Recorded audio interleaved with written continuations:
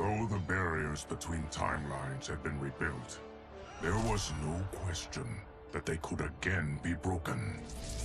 Protecting this timeline would require eternal vigilance, so that it could not fall victim to further outside aggression. But nothing in my countless lifetimes had prepared me for this task. In none of them had multiple timelines ever coexisted. Monitoring them for threats was an entirely novel problem. It would require a novel solution. I discovered that though the timelines no longer touched, their meeting had left them intertwined. I can now secretly surveil all timelines, keeping watch for potential danger. It pleases me to do this service for the new era. Lord Liu Kang may rest assured that it is secure.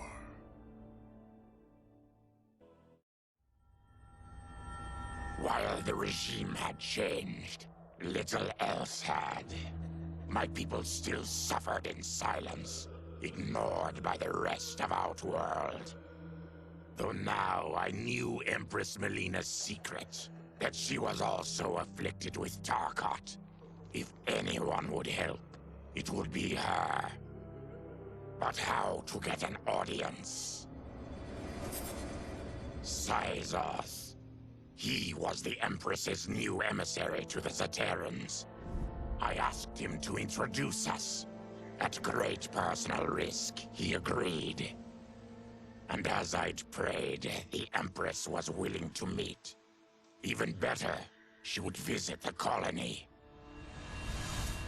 She was shocked to see how we lived. She moved quickly to provide for our care and comfort. Thanks to the Empress and Syzoth, we Tarkatans are no longer pariahs. Until our disease can be cured, that will do. Quan Chi's plot collapsed. Along with it, my plan to secure new beings to feed my starving people. Because I'd advocated for partnering with him, I was held responsible. If I didn't seize for Veternus' new feeding grounds, the Coven would banish me. But then, I had a revelation. I didn't need to conquer realms to feed my people. I simply needed to capture enough beings to breed them. Once they multiply, Veternus will have a limitless, renewable source of food. And I only need a few thousand to start. A number so small compared to the billions in the realms that no one will notice as people go missing. But it will be more than enough to establish our breeding stock and feed a ravenous Veternus.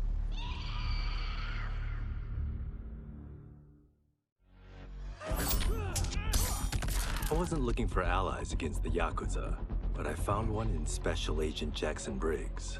He'd heard gangsters plotting to kill me on a wiretap and came calling, hoping I'd be his informant.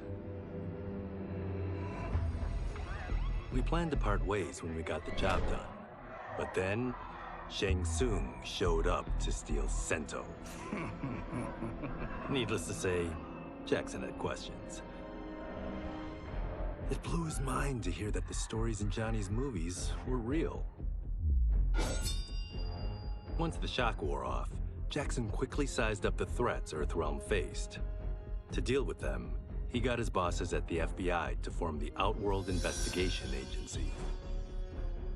When he asked me to sign on, I hesitated. After all, me? A government agent? But it's an important job. And more importantly to me, an honest living. It was inevitable that the Shaolin Masters had me join them. They knew just how much future initiates could learn from me. Shujinko was one of my earliest. His ability to absorb anyone's powers and skills was amazing. With the right training, he could become our greatest champion. I knew that I alone could give it to him. But as his proficiency grew, so did his ego. In love with himself and his power, Shujinko became a threat to the realms. He hadn't learned humility, because I wasn't the one who could teach it. I should have listened to Raiden's warning and not tried to train Shujinko alone. After he was subdued, Shujinko's accumulated abilities and memories were taken from him. He is once again a new initiate, ready to begin his training. This time, Raiden and I train Shujinko together. He will become the champion he is destined to be. And I will fulfill my duties, humbly and cooperatively. I couldn't believe that Liu Kang welcomed me in Earthrealm, or that he thought me worthy to study with his Shaolin masters. After a lifetime of wishing for one, I finally had a home. But my joy was tempered as I thought about Serena. My shadow sister was still under Quan Chi's yoke, and she deserved a life free of him as much, if not more, than I. Quan Chi and my other sisters proved tenacious, but they were no match for my blade. I snatched Serena from them. Then Liu Kang helped me break Quan Chi's spell. Her mind free of his influence for the first time in years, Serena chose to join me in Earthrealm. My sister and I once again fight side by side. Only now we do so for Earthrealm.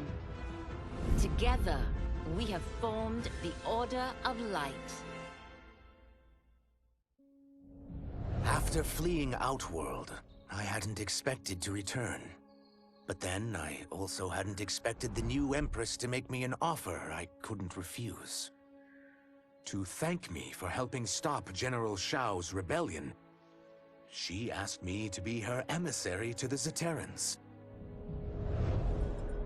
Going home, bearing the seal of the royal house, I would show, once and for all, that my mutation wasn't to be feared. That it wasn't a source of shame. To my surprise, I was welcomed. But those warm smiles hid a dark secret.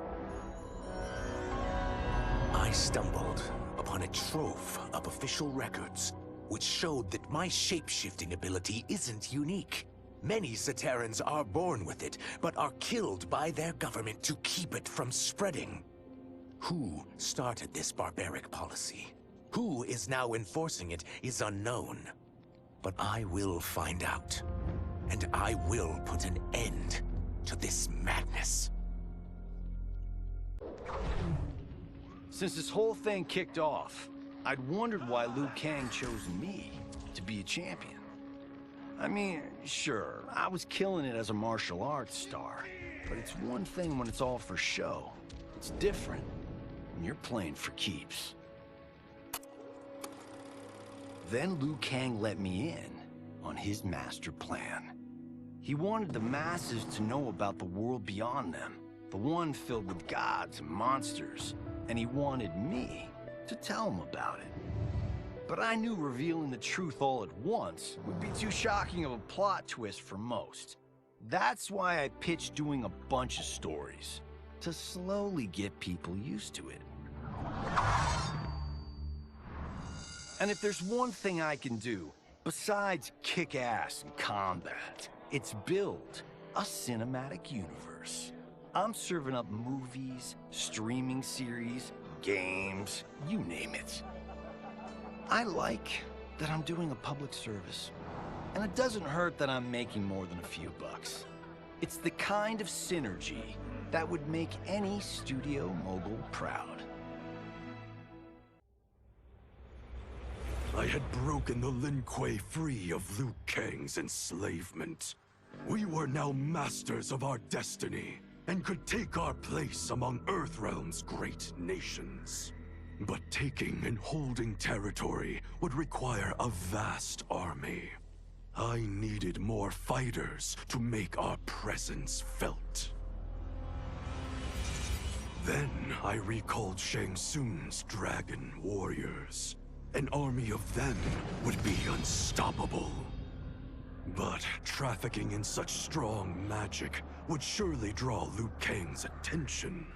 Sector advised that we avoid detection by building our army using science, not sorcery. We've invested much into this endeavor, and we are beginning to see results. Once again proving the depths of Sector's genius. When we are done, all of Earthrealm will honor our desires and heed our demands. If not, they will face the Lin Kuei's wrath. Were it not for my godly counterpart, I would not have survived the battle against Titan Shang Tsung. Meeting him, though, raised questions. Why did I replace him in this new era? Why was I made mortal? Lord Liu Kang told me of his Raiden's nobility and righteousness, about his steadfast leadership in the defense of Earthrealm. He also told me about Raiden's dark side, how he could be consumed by rage and cast aside the rules he otherwise lived by. Making me mortal and incapable of such anger was to keep me from following in his footsteps. Though I understood the reasons why, I felt I had been done a disservice. To survive the coming battles, I may need the edge that only great rage can bring. As the Shaolin couldn't aid me, I sought out someone who could. Someone to stoke the fire within me and teach me to master it. For this, I could have no better teacher than the Shirai Ryu's Grand Master. Kuai Liang and I were working hard to build our new clan. But even with the help of his close friend Harumi, it was difficult. The biggest problem was finding the right initiates. Then, one night, while walking outside Harumi's compound, I was attacked. I thought at first it was a Lin Kuei assassin, but his strikes were too uncertain, too angry. My attacker, it turns out, was a boy. Homeless and hungry, his assault was born of desperation. He needed money so that he could eat. It was like looking at myself 15 years ago. I would have ended up just like him if the Lin Kuei hadn't taken me in. So I took the boy to Kuai Liang, who also appreciated his fire. We made him our first initiate. The boy's name? Hanzo Hasashi.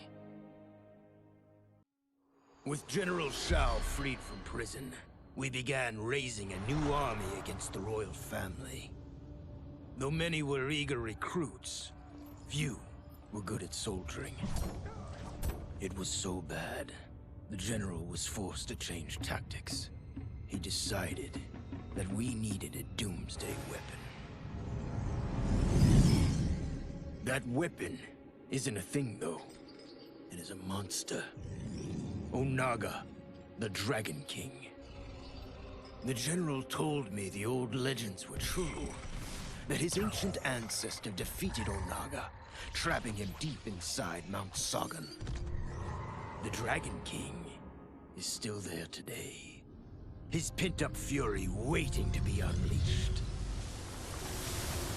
Because Onaga is so dangerous, the general wouldn't risk trying to tame him before. But now, he feels we have no choice. Though I likely won't survive, I accept this mission gladly. I can think of no greater honor than to give my life in the general's service. To elude capture by Empress Melina, I joined Havoc's crusade in Saido.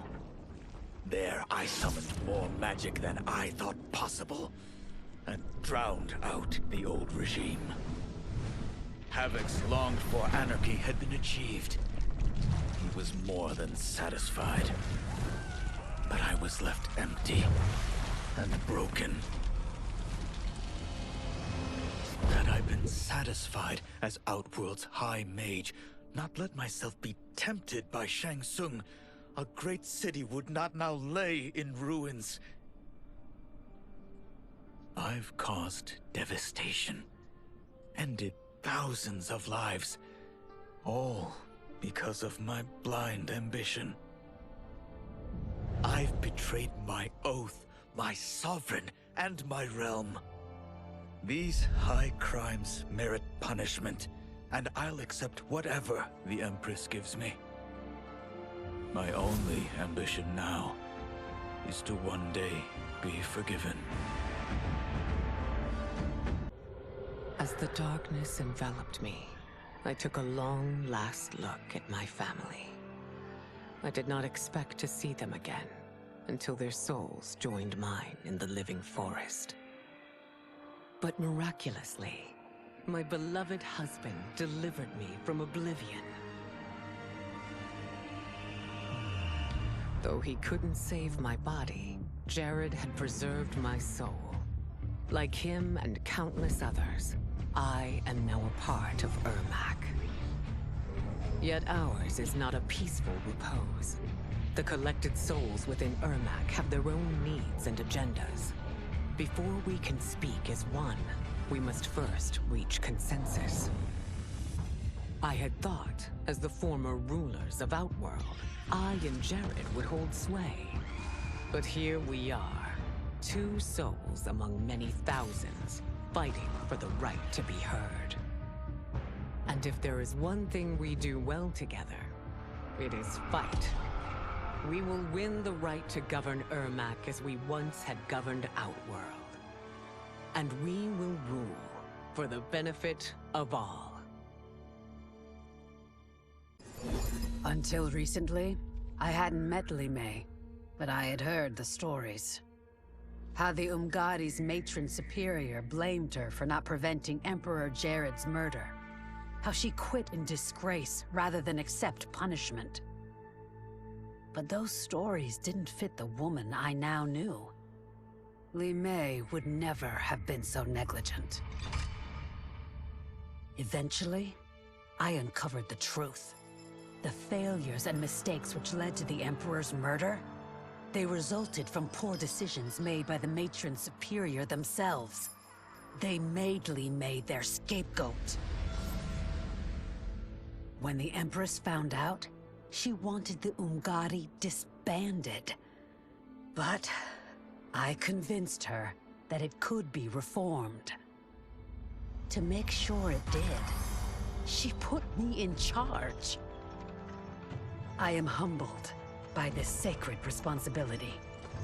The Umgadi, my sisters, they are my life. I will not let them be brought down by the acts of a selfish few. Though worried about how the public might react, I met with Baraka to discuss his Tarkatans. Speaking from his heart, he moved me. I agreed to visit his colony and see how his people lived. The conditions were atrocious. This was one of my mother's few mistakes. Like all Outworlders, she treated Tarkatans with scorn. What they deserved from us was compassion. And the only way to get it for them was to reveal my affliction. To show all my subjects that even an Empress could get Tarkat. The scandal my revelation caused was intense. But with the help of Kitana and Tanya, I emerged from it a stronger Empress than ever. My honesty, empathy, and resolve won over my remaining doubters. There is no longer any question that I am fit to lead the Empire. My loyal partner had warned me.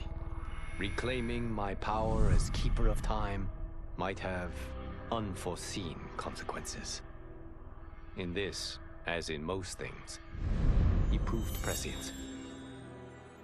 The process I had undergone did irreparable harm to my body. Taking back my power had cost me my immortality. While my lifespan would still stretch across eons, I would one day perish. And if the war with Titan Shang Tsung taught me anything, it is that this timeline is not safe without a protector. Yet I had never given thought to choosing a successor. Who is it that could replace me and protect my new era? The answer, of course, is Geras. Tireless and meticulous, he is perfectly suited to be entrusted with this grave duty. And no one knows better the temptations of the Hourglass. I have no doubt he will be above them. After escaping Lei Chin prison, I was hounded by the Imperial Police. I needed a place to hide and to recuperate while I plotted the best way forward. I knew the remote canton of my youth would be perfect. To escape capture, I traveled by sea.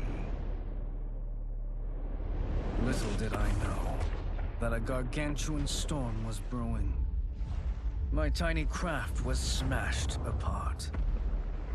I closed my eyes, waiting to drown, hoping that the Netherrealm wouldn't claim my soul. But when I reopened them, I found myself not in hell, but on a deserted island. From its ruins, I could tell that great sorcerers had once lived there. In the caves beneath the ruins, I found what I can only describe as a well of souls. Once I learn how to wield its power, I will become invincible. General Shao's revolt left Outworld's armies in tatters. We were vulnerable to enemies both foreign and domestic. That's why my sister asked me to take command, to stitch her military back together and purge Shao's loyalists within it. She trusted only me with the task. The soldiers, however, had little faith. They thought me a spoiled dilettante, unprepared and unfit to serve. That I could fight mattered little. All that mattered was that I wasn't one of them.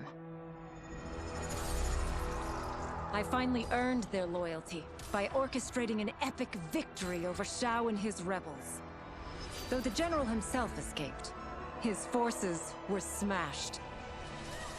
For as long as I am able, I will lead the Empress's armies in defense of Outworld. Through strength, we will achieve peace. The battle had been lost, but the war isn't over. I won't stop fighting until I take Outworld's throne. That they thought Lei Chin prison would hold me is laughable. Once free, I began planning my next campaign. I would need an unstoppable army to overthrow Melina. Unfortunately, most of my former soldiers lacked the courage to rally to my standard. Rebuilding my army would require finding new recruits. And that task is proving easier than expected. Outworld's golden age has left more than a few behind.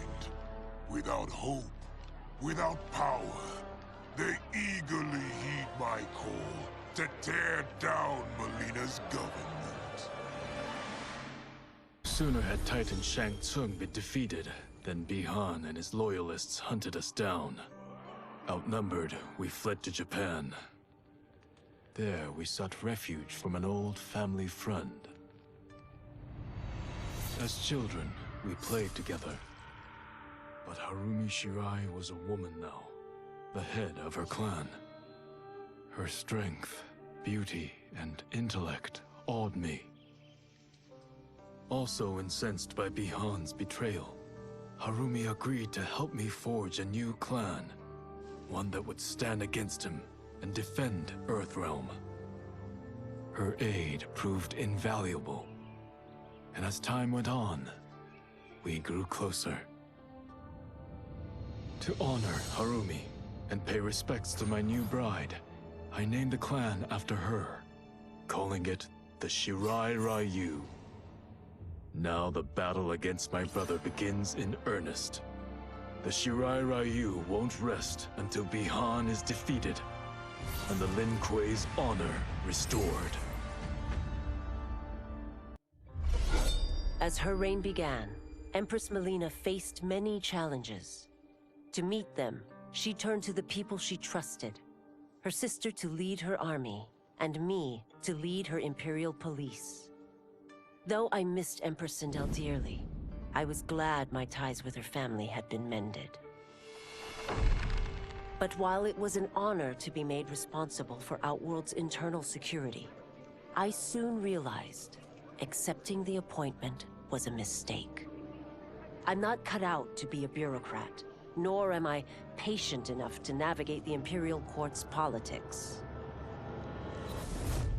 I was at my best patrolling Sundo's streets, when I could feel the city's pulse and serve and protect its citizens directly. That's why I resigned my post and resumed my role as Sundo's first constable. I end each day knowing I've made a difference. Quan Chi's defeat had cost me everything. For months I had furthered his plot, and now I had to start over. Saido's people were still in chains. That's when Rain approached me. On the run from Empress Melina, he was desperate for help. And though I'd had my fill of sorcerers, this one was different. I agreed to provide him safe haven. He agreed to help topple Saido's government. And topple it we did. Rain summoned a wave so vast, so powerful, that it crushed the capital. Saido's fascist rulers were swept away. My people are finally free. They can chart their own course, needing only to follow their own desires. Their lives are now blessed by anarchy.